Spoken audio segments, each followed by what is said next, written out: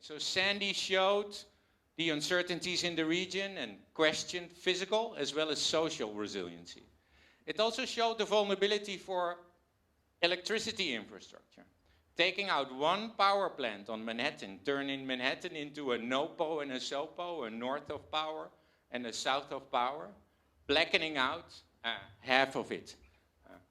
And that in a region with bad governance, different governance across the states, wrong positions or worse positions of mayors, no mayors at all on Long Island. So accountability, not in the position to deal with the aftermath of Sandy. An implementation agency that are hijacked by politics. So a complex place when it comes to governance. In that condition, the federal government said we're going to allocate $60 billion for the rebuilding. And they put together a task force under the leadership of Sean Donovan, a presidential task force, to lead that effort. I worked on his task force for 2 years to come up with a strategy, but also do something innovative. Because he said, I not only want to rebuild this region, I want it to become an example for the US and the rest of the world. Bring me those interventions, projects that can help change the thinking and working on resiliency when it comes to those futures uncertainties.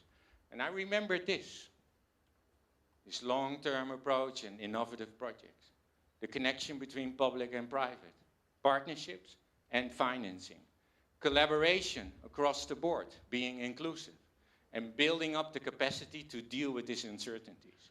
Rebuild by Design became also a Dutch-US collaboration, and a competition where we started with a research to get a better understanding of the region's vulnerabilities and ended up with coalitions, 10 coalitions with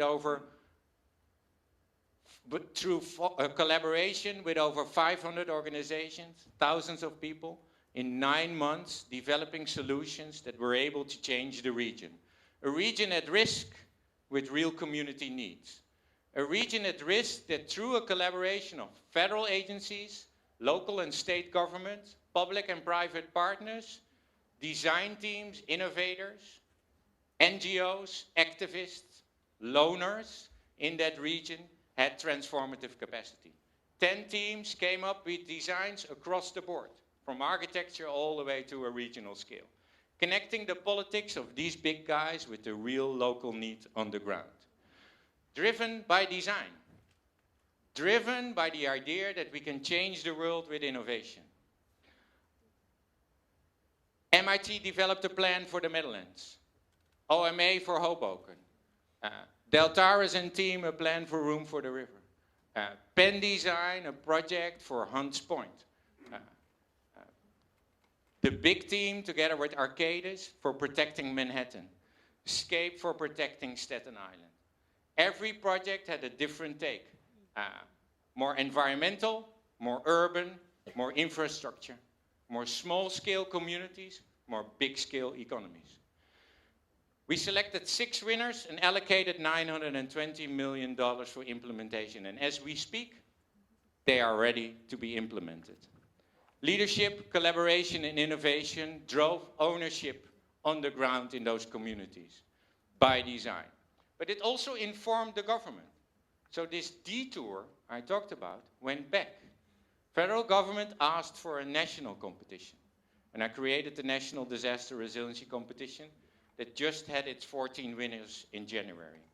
But also helped create an international challenge in the Horn of Africa, the Sahel, and parts of Southeast Asia. Rebuild got some awards, but more importantly was replicated and an inspiration for other places. For one, in San Francisco. So Rebuild did not make a plan, but changed the culture.